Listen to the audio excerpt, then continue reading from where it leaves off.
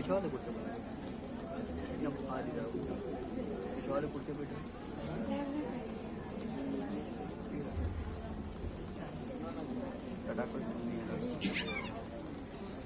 होगा कोई हो जा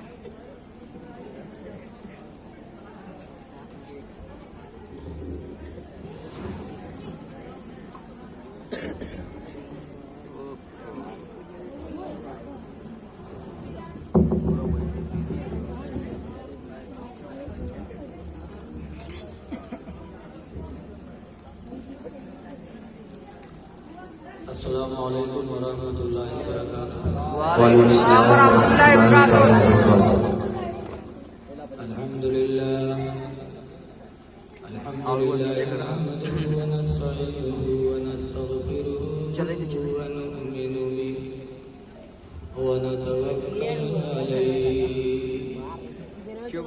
व नऊज़ु बिल्लाहि मिन शुरूरि अंफुसिना व मिन जायदी जहाँ रहा दोनों लग गया साहब वही जायदी من يهد الله فلا مضل له ومن يضلل فلا هادي له ونشهد أن لا إله إلا الله وحده لا شريك له وأشهد أن سيدنا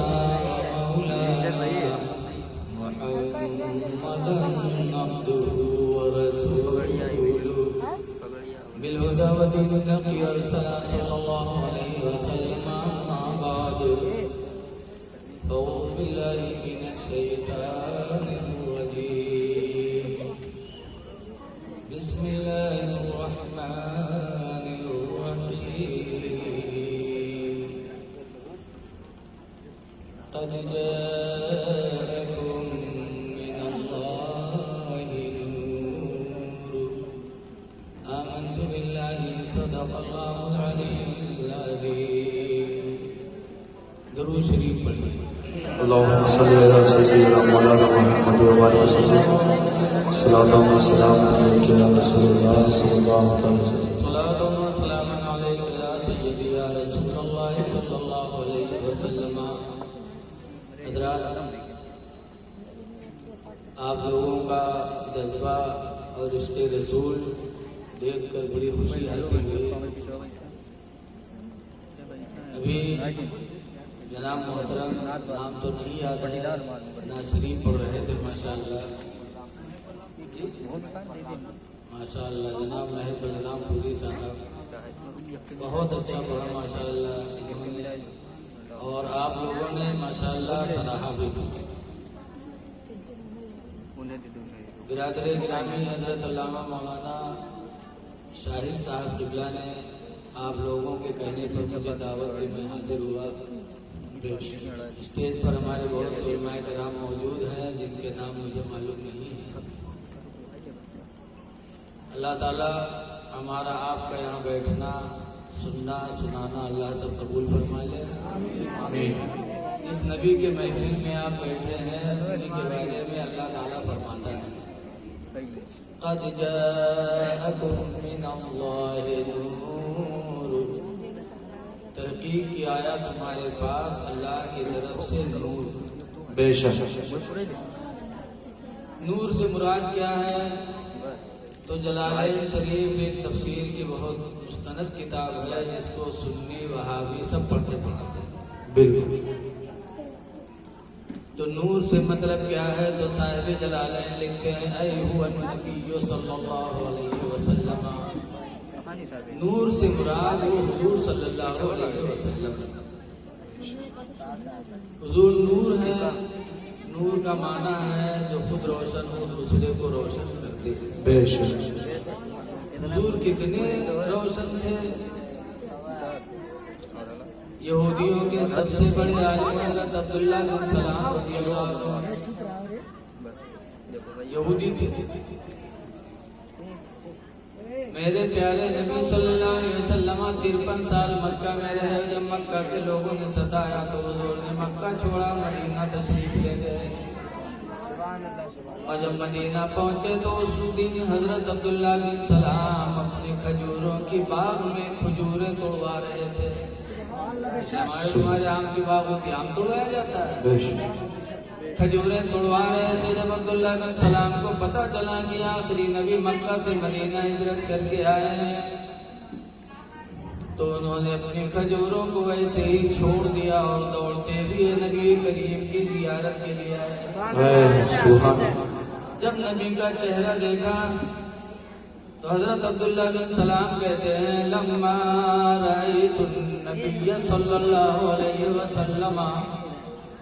जब मैंने नबी करीम सल्लल्लाहु अलैहि वसल्लम को देखा कहते वल्लाहि मा रायतु अहसना मिन वजहि रसूलिल्लाहि सल्लल्लाहु अलैहि वसल्लम शैआ। कि अल्लाह की कसम मैंने नबी के चेहरे से कोई चीज खूबसूरत दुनिया में देखी ही कोई चीज खूबसूरत देखी ही। क्या सरकार का चेहरा था। आला हजरत इमाम अहले सुन्नत फरमाते हैं कि रुख दिन है या मारे सामा, ये भी नहीं वो भी नहीं। रुख के माने चेहरा, दिन माने सूरज, महर माने चांद और समा के माने आसमान। आला हज़रत फरमाते मेरे नबी का रुख दिन है यानी सूरज है या महरे समा या आसमान का चांद है। क्या कहूँ? रुख दिन है या महरे समा, ये भी नहीं वो भी नहीं। ये भी नहीं कहा जा सकता कि हुजूर का चेहरा सूरज है। ये भी नहीं कहा जा सकता कि हुजूर का चेहरा चांद है, बल्कि हुजूर का चेहरा इन दोनों से कई गुना ज्यादा रोशन है। रुख दिन है या महरे समा, ये भी नहीं वो भी नहीं। अब उम्री ने सर्वे जाफरा, ये भी नहीं वो भी नहीं। हुजूर बहुत हसीन थे, बहुत हसीन थे हुजूर। लेकिन कुछ लोगों को हुजूर की खूबसूरती नजर नहीं आई।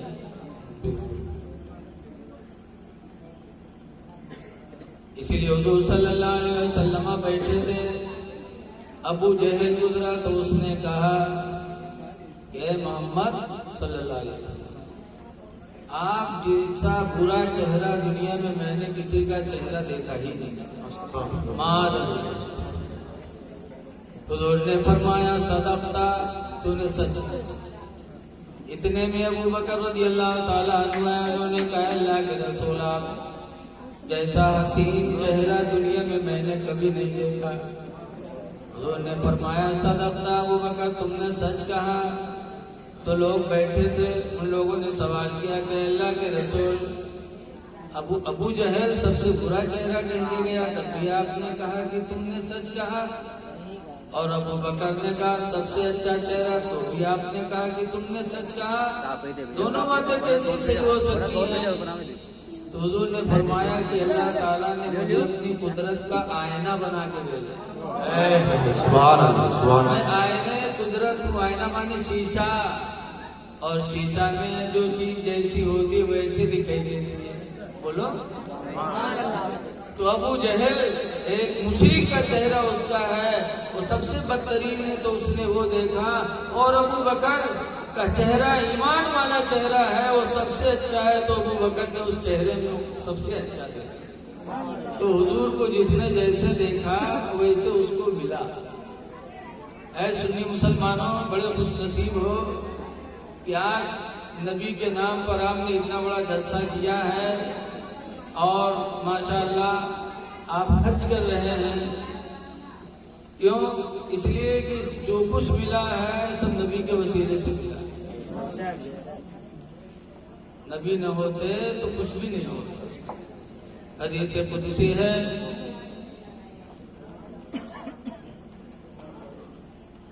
या महबूब लौला कलमा खलक़तुल अफ़लाक वल अर्दीन, लौला का नबी अगर तुम न होते तो मैं जमीन आसमान कुछ न होता। इसीलिए आला हज़रत फरमाते हैं कि होते कहाँ खलीलो बिना काबा मीना,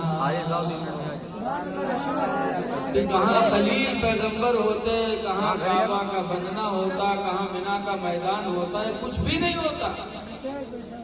होते कहाँ खलीलो बिना काबा मीना, लौलाक वाले साहिबी सब तेरे घर की है, लौलाक वाले साहिबी सब तेरे घर की है। और हुजूर तो ऐसे नूर हैं कि उनकी बेटी फातिमा के साहिबजादे हजरत इमाम हुसैन रज़ियल्लाहु ताला अन्हु जब करबला में शहीद कर दिए गए और उनका सर नेज़े पे टांग कर यजीदी लेके चले तो रास्ते में एक गिरजा घर पड़ा और उसका पादरी दरवाजे पर बैठा था। राहिब पूछा सर किसका है? कहा नबी के नवासे हुसैन बिन अली का सर है। तो रो पड़ा, कहा शहीद कर दिए गए।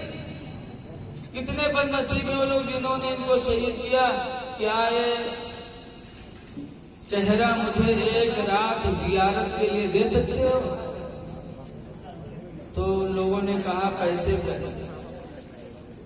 तो कई दिरहम एक थैले में भर करके पादरी ने यजीदियों को दिया। ये दिरहम ले लो। दिरहम चांदी के सिक्के को कहते हैं। कहे ले लो और इसके बदले में आज रात मुझे इमाम हुसैन के चेहरे की जियारत कर ले। यजीदियों ने ले लिया। राहिब ने इमाम हुसैन के सर मुबारक को लिया, साफ किया, खुशबू लगाया, अच्छी जगह पे रखा और मोहब्बत के साथ बैठ के इमाम हुसैन के चेहरे की जियारत करने लगा। बयान है उसका कि मैं जियारत कर ही रहा था, यहाँ तक कि इमाम हुसैन रज़ियल्लाहु ताला अन्हु के पेशानी से एक नूर निकला जिसका सिलसिला आसमानों तक जारी रहा। राहिब ने इमाम हुसैन के चेहरे से निकलते हुए नूर को देखा तो उसके दिल की दुनिया बदल गई। फौरन वो कलमा पढ़ के मुसलमान हो गया। तो नबी है, नबी की औलाद भी नूर है। बोलो। इसीलिए आला हज़रत इमाम अहले सुन्नत फरमाते हैं कि सुबह तैबा में हुई बटता है काड़ा नूर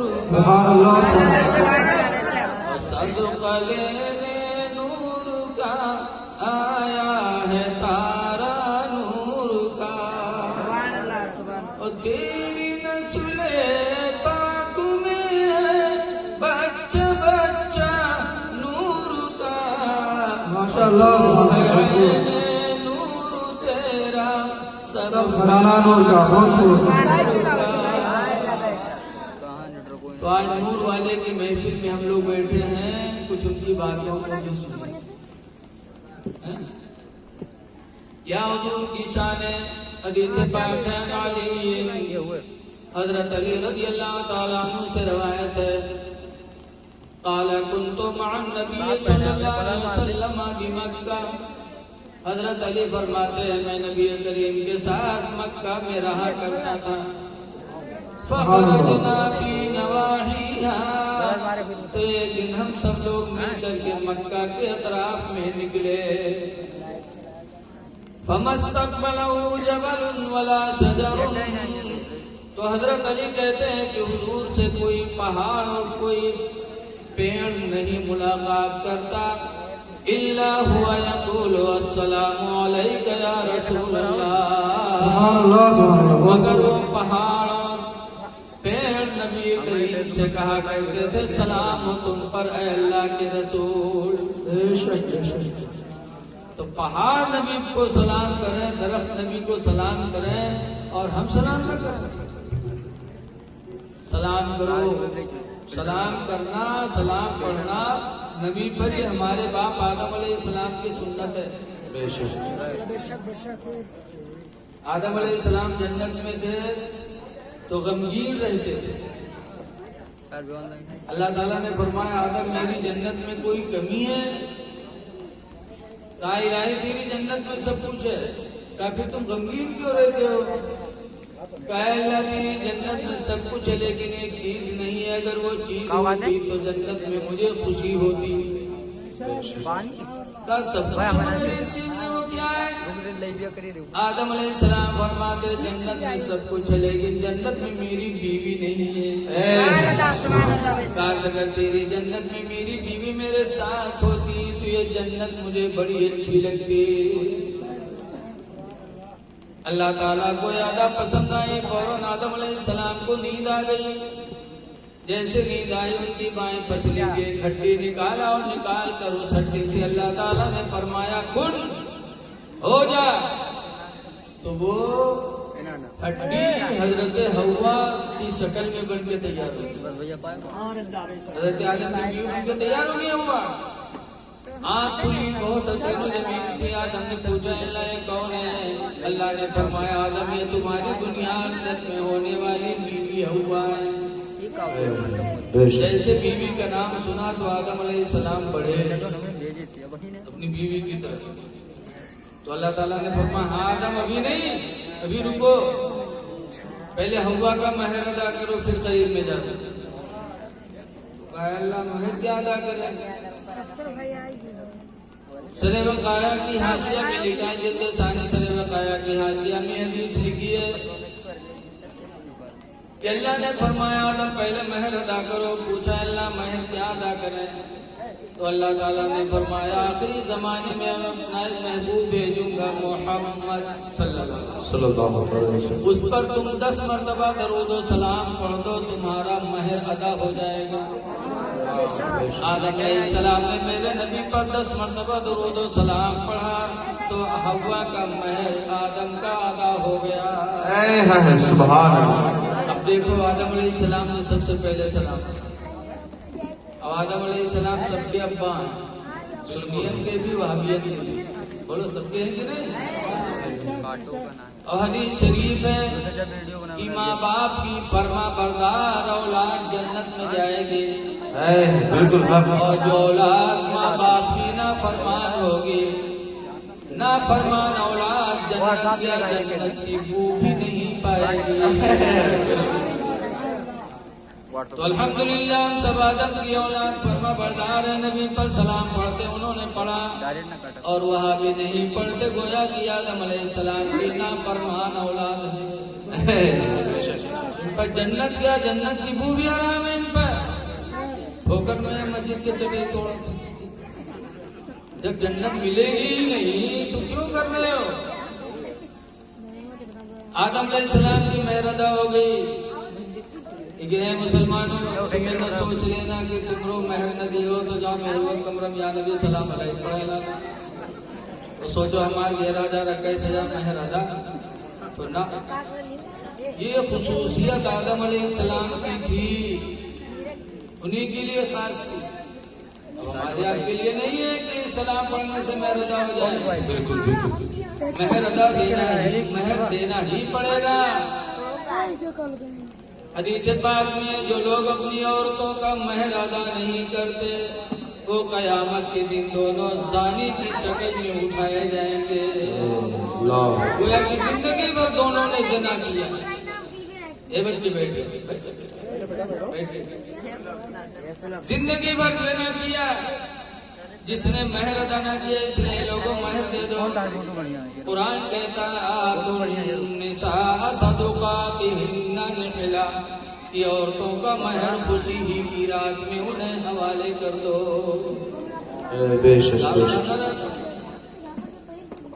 ब्याह हुए तो अपनी गाड़ी लेके गई है कि लागत है मोदी जी के पोता हो जाए और महर बदलिए उधार। बताओ कितनी गिरी हुई बात। जो असली चीज है जिसके बारे में कुरान कहता है खुशी की रात में दे दो, उसको तुम बाकी रखते हो, उधार रखते हो और गाड़ियां बना करके जाते हो 25-25, 15-15। ये सब फजूल खर्ची है। अगर ये दिखाना मकसद है कि हम बहुत बड़े हैं तो और गुनाह है, क्योंकि तकब्बुर करना अपने आप को बड़ा समझना इंसान की खसलत से नहीं है। इमाम गज़ाली रहमतुल्लाह अलैह मुकाशिफुल क़ुलूब में लिखते हैं कि इंसान को अगर अपनी हकीकत का पता चले जाए तो कभी वो घमंड न करे। इंसान अपनी हकीकत सोचे कि हमारी हकीकत क्या है, और इंसान की हकीकत क्या है? एक नापाक कतरे से बना। एक नापाक कतरे से तुम्हारा वजूद हुआ और तुम घमंड कर रहे हो कि हम बड़े हैं, हम मालदार हैं। ऐ लोगों, शादी ब्याह में फजूल खर्चियां न करो। फजूल खर्ची करके तुम शैतान के भाई बन रहे हो। कुरान फरमाता है इन्नल मुबज़्ज़िरीना, कोई हाफिज है, कानू इख़वाना शयातीन, कि बेशक फजूल खर्ची करने वाले शैतान के भाई होते हैं। फजूल खर्ची भी कर रहे हो और शैतान के भाई बन रहे हो। दूसरे कि अपने पड़ोसी पर तुम जुल्म उठा रहे हो। अल्लाह ने तुम्हें दौलत दी है, तुम आज 20-25 गाड़ी लेके जा रहे हो। तुम्हारा पड़ोसी गरीब है तो अपने बच्चे की शादी कैसे करेगा? वो जिस पर तुम जुल्म कर रहे हो वो कैसे करेगा? हेलो, गाड़ियां कम बनाओ, महर अदा करो बीवी का महर। लेकिन कुछ बदनसीब ऐसे हैं महर बनाए ले हैं 20-25 हजार, लेकिन मेहर वो कमरम नहीं है। 50 रुपये के रसगुल्ला ले ले, जनिए कि हम आगे ताही रात मारेंगे तो बहुत बड़े सभी बन गए। अरे 50 रुपये रसगुल्ला से क्या तुम्हारा महर अदा होगा? जाइए वहां रसगुल्ला लेके बैठे, सलाम करें, माफ कर दो, माफ कर दो। अब बताओ पहले रात का तुम माफी मांगी हो तो औरत का सोच, बोलो का सोची है तो सोची कि मर्द नहीं मेहरा है। के अंदर दर्जा बराबर इज्जत हो, शान हो तो पहले रात में माफी मांगा। और वहीं से औरतियों समझ जाते हैं भी गलती आए राजू, इसीलिए और मर्दों की कदर नहीं होती। ऐ लोगों, माफी न मांगो, महर अदा करो। बात बदनसीब तो ऐसे है कि राम पूरी चक्कू लेके जाते, अरे नहीं माफ कर निकलेंगे हमारी तो बेचारी मजदूरा मुंह ही के, इससे माफी नहीं होती। क्या तुम्हारा कोई 25,000 रुपया बाकी हो तो कहे माफ कर दो, तो क्या माफ कर दो? बोलो नहीं, तो इसे वो भी तो है। महर अदा करो, महर का अदा करना बहुत जरूरी है। आज शादी में बड़ी फजूल खर्चियां होती। अभी कन्नौज में एक आदमी की शादी हुई तो महर में 6,51,000 रुपया महर बांधा। अब बताओ 6,51,000 रुपये बहुत कम करे, नहीं कम करे तो बप्पा कहीं से बांधे तो बहुत हैं बांधे तो बताओ ये गलत हो जाए। वही बहरहाल ये बात अलग थी पहुंच गई। कहने का मकसद ये है कि खुश नसीब सुन्नी मुसलमान है जो अपने नबी पर सलाम पढ़ा करते हैं। आदम अलैहिस्सलाम ने पढ़ा, हजरत अली कहते हैं पहाड़ और दरख्तों ने पढ़ा, और अल्लाह ईमान वालों से कहता है ईमान वालों तुम भी नबी पर दरूद व सलाम पढ़ा करो। इसलिए सुन्नियों अपने नसीब पे नाज करो कि अल्लाह ताला ने हमको तुमको सुन्नी सही अकीदा मुसलमान बना। तो हुजूर की इस महफिल में आए हो, उनका कुछ पैगाम हुजूर फरमाते फुकुल आनी, कैदी को रिहा कराओ, कैदी को रिहा कराओ। कोई तुम्हारा पड़ोसी जेल में फंसा हो तो तुम पैसा खर्च करके मेहनत करके अपने पड़ोसी को जेल से रिहा करा दो, नबी खुश हो जाएंगे। लेकिन आज देखा जाता है कि अगर पुलिस के दलाल हो गए, कोई जेल कराए दें तो मोच ताव देते, कहते हम तो फलनवा के अंदर कराएंगे। मोच तुम्हारी बढ़ी नहीं है, मोच पस्त हो गई। तुमने नबी के कौल की मुखालिफत की है। नबी फरमाते फुकुल आनी, कैदी को रिहा कराओ, और तुम अपने पड़ोसी भाई को कैद में करवा रहे हो। ऐ लोगों, कैद न कराओ, तुम सब्र कर लो। कोई गलती करे सब्र कर लो। अगर तुमने सब्र कर लिया, गुस्से को पी लिया, तो अल्लाह ताला का कलाम कहता है काज़िमीनल गैज़, गुस्से को पी जाने वाले, वल आफ़ीना अनिन नासी, और लोगों की गलतियों को माफ कर देने वाले, वल्लाहु युहिब्बुल मुहसिनीन। अल्लाह ताला इस तरह नेकी करने वालों को अपना महबूब बना लेता है। बेशक सुभान अल्लाह। जेल न कराओ, छोड़ाओ जेल से, गुस्से को पी जाओ, किसी पर जुल्म न ढाओ। तुम तो रहमतुल लिल आलमीन के उम्मती हो। बोलो। आज हमको हजरत मौलाना शाहिद साहब ने बुलाया, मैं 4 पहिया से आया, इन्होंने बढ़िया बढ़िया खिलाया और 4 पहिया के बोझ ही नहीं लगी, सब कुछ इन्होंने किया, तब मैं आया। और हमारे तुम्हारे नबी मक्का से 70 किलोमीटर दूर था शहर ताइफ, किसी ने बुलाया नहीं था कि यहाँ चले आओ दावत। अल्लाह के नबी के पास कोई सवारी भी नहीं थी। 70 किलोमीटर मक्का से नबी पैदल चल करके ताइफ गए, किस लिए? अल्लाह की वहदानियत को बताने के लिए कि अल्लाह एक है। लेकिन जब वहां गए कहा अल्लाह एक है, तो लोगों ने पत्थर बरसाना शुरू, इतने पत्थर मारे कि पिंडलियां फूट गई, जख्मी हो गई। मेरे नबी के जूते खून से भर गए, जूता खून से भर गया, बैठ गए। तो लोग जो साथ में थे उन लोगों ने कहा उदुउ अलल मुशरिकीन, अल्लाह के रसूल इन मुशरिकीन पर बद्दुआ कर दो, बद्दुआ कर दो, बर्बाद हो जाए। तो हुजूर सल्लल्लाहु अलैहि वसल्लम ने हाथ उठाया, बद्दुआ के बजाय मेरे नबी ने दुआ मांगी, कहा अल्लाहुम्मा यहदी कौमी, ऐ अल्लाह मेरी कौम को तू हिदायत दे दे, फ़इन्नहुम ला यअलमून, इसलिए कि ये कौम मुझे पहचानती नहीं है। बेशक सुभान ऐ अल्लाह अल्लाह। मेरी कौम को तू हिदायत दे दे। ये मेरे नबी का सब्र है। तुम भी उन्हीं की उम्मती हो, तुम भी सब्र करो। इसीलिए आज 1400 साल गुजर गए, लेकिन कहने वाले कहते हैं सलाम उस पर की जिसने बादशाही में फकीरी की, सलाम उस पर की जिसने गालियां सुनकर दुआएं की। लोगों, हुजूर की जिंदगी सुनकर के कुछ नसीहत भी हासिल करो। मारना पीटना बंद करो, जुल्म करना बंद करो, जालिम खुदा को पसंद नहीं है। इसीलिए हदीस पाक में अनस क़ाल क़ाल रसूलुल्लाह, हजरत अनस से रवायत है, फरमाते अल्लाह के रसूल ने इरशाद फरमाया लैसा शदीदु, हुजूर फरमाते पहलवान वो नहीं है, पहलवान वो नहीं है। कौन? अल्लज़ी यसरउ, जो दूसरे को पटक दे, जो दूसरे को पटक दे वो पहलवान नहीं है।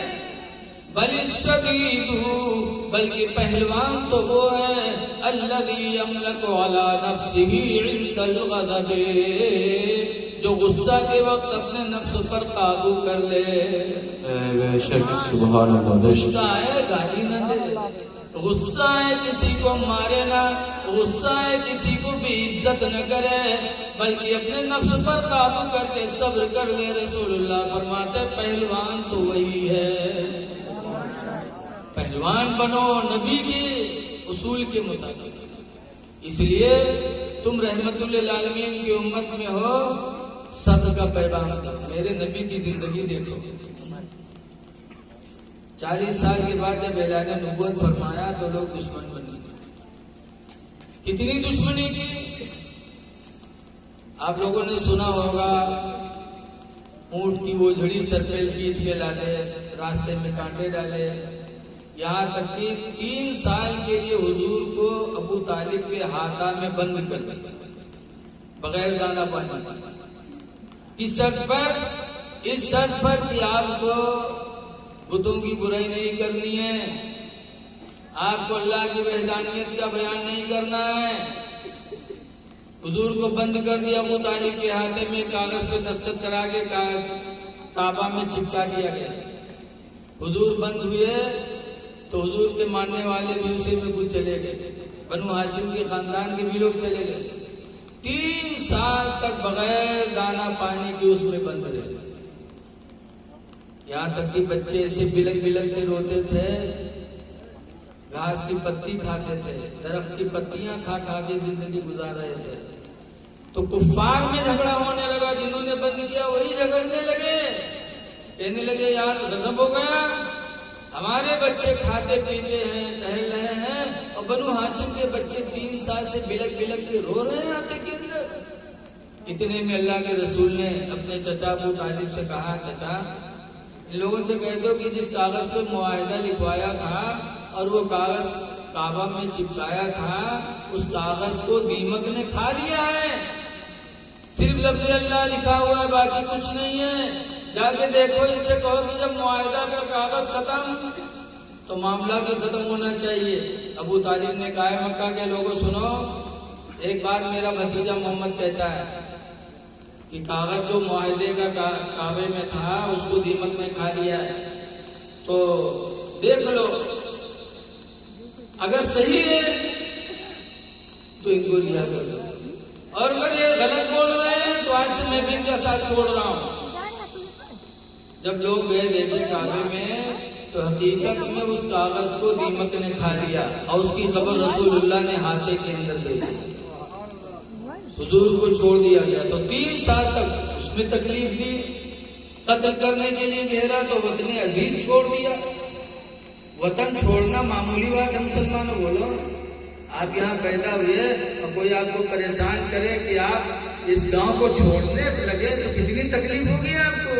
हुजूर मक्का में पैदा हुए, काबा मक्का में, आबे जमजम मक्का में, सफा मरवा मक्के में, मिना का मैदान मक्के में, अरफात का मैदान मक्के में, सब कुछ मक्कतुल मुकर्रमा में। लेकिन आज अल्लाह के रसूल को वतन छोड़ना पड़ा। क्यों? कत्ल के लिए गए रहते, इतनी तकलीफ। फिर मदीना गए तो वहां भी पीछा नहीं छोड़ा, जंगे बदर लड़ी, जंगी उहुद लड़ी, जिसमें हुजूर के चचा मेरे हमजा शहीद हुए, सहाबा शहीद हुए। 21 साल तक मक्का के काफिरों ने जो मुसीबत ढाई है वो तारीख इस्लाम में आया जाहिर है। लेकिन मेरे नबी का सब्र देखो। 21 साल के बाद सन 8 हिजरी में 10,000 सहाबा को लेकर मक्कतुल मुकर्रमा पे हमला किया। हमला मतलब तलवार नहीं चला, चढ़ाई की। जब 10,000 फौज को लेकर के मक्का पर चढ़ाई किया और मक्का फतह हो गया।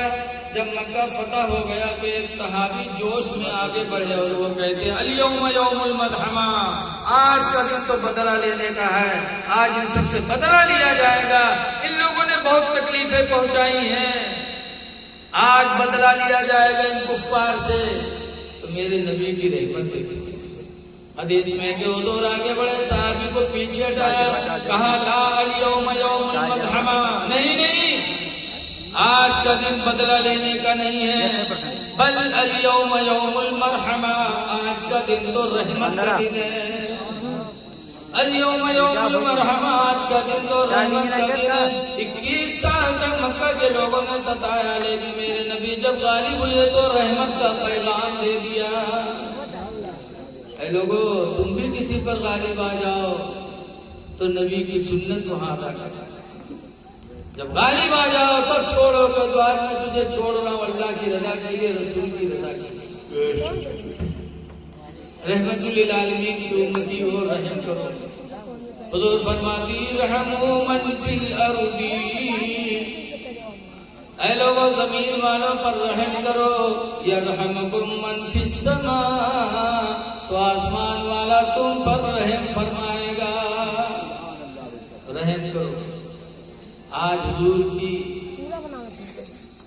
सुन्नतों को हमें जिंदा करनी है। तो एक बात मैंने बताया, हुजूर फरमाते फुकुल आनी, कैदियों को रिहा करो। दूसरे नंबर पर फरमाते वतइमुल जाया, और भूखे को खाना खिलाओ।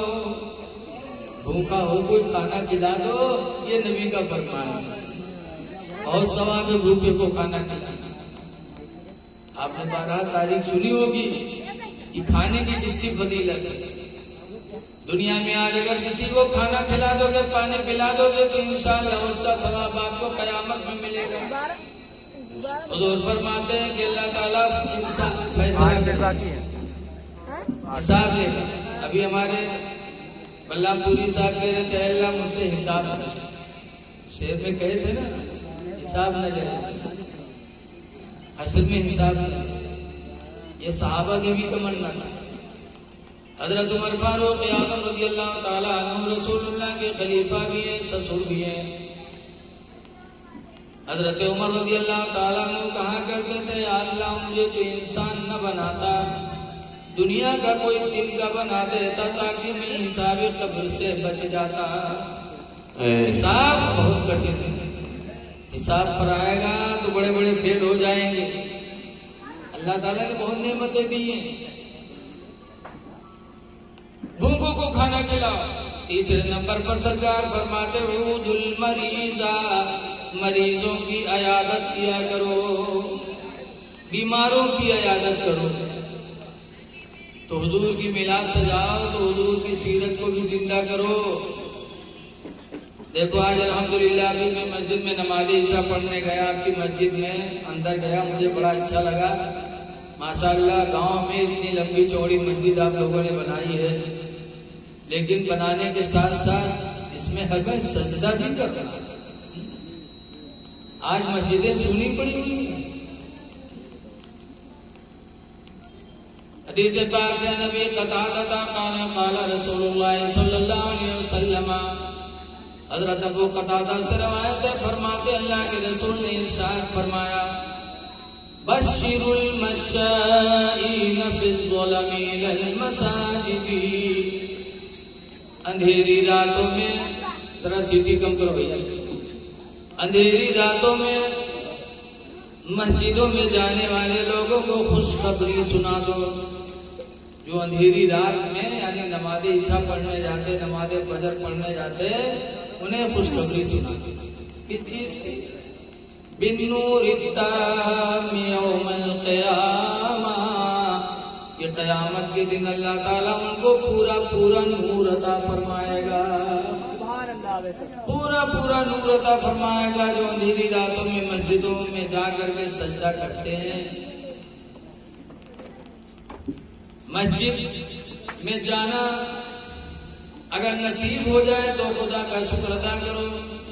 इसीलिए हदीस पाक है दूसरी है, नबी कतादा काला काला रसूलुल्लाह, हजरत अबू कतादा से रवायत है, फरमाते अल्लाह के रसूल ने इरशाद फरमाया, इज़ा जाअ अहदुकुम फिल मस्जिद, कि जब तुम में का कोई मस्जिद में आए, फलयुसल्ली रकातैन क़ब्ला अन यजलिसा, तो बैठने से पहले पहले वो 2 रकात नमाज शुक्राने की अदा कर दे कि अल्लाह तेरा शुक्र है कि तूने मस्जिद में आने की मुझे तौफीक अता फरमाई। बैठने से पहले 2 रकात पढ़ो। और देहात के लोग यही है 8 दिन जुमा के, तो यही पहले बैठ जाइए, उसके बाद ठाड़ के पढ़ो। बैठो ना, बैठने से पहले 2 रकात नमाज तहियतुल मस्जिद पढ़ लो और ये दुआ करो, इलाही तेरा एहसान है कि तूने अपने घर में आने की मुझे तौफीक अता फरमाई। मस्जिद बड़ी बाबरकत जगह है, बहुत बाबरकत जगह है। आज लोग याली याली करते हैं, कम से कम अली रज़ी अल्लाह अन्हु की सुन्नत तो देखें। एक दफा हजरत अली रज़ी अल्लाह ताला अन्हु ने सहाबा की महफिल में फरमाया, ऐ लोगों तुम सब गवाह हो जाओ। लोगों ने कहा किस चीज पर? हजरत अली फरमाते इस चीज पर गवाह बन जाओ मेरे लिए कि कल कयामत के दिन अगर अल्लाह ताला ने मुझे इख्तियार दे दिया कि अली चाहो तो जन्नत में जाओ और चाहो तो मस्जिद में जाओ, तो ऐसा हुआ तुम सब गवाह रहना, उस दिन मैं जन्नत को छोड़ दूंगा और मस्जिद में चला जाऊंगा, जन्नत छोड़ दूंगा मस्जिद में जाऊंगा। लोगों ने कहा अल्लाह के शेर ऐसा क्यों? तो हजरत अली फरमाते हैं सुनो, जन्नत में अल्लाह ताला ने तरह तरह की नेमतें पैदा की जिनको खाने से जिस्म को तकलीफ पहुंच, जिस्म को आराम पहुंचता है। जन्नत में रूह जिस्मानी ग़िज़ाएं और मस्जिद में जब जिक्र इलाही की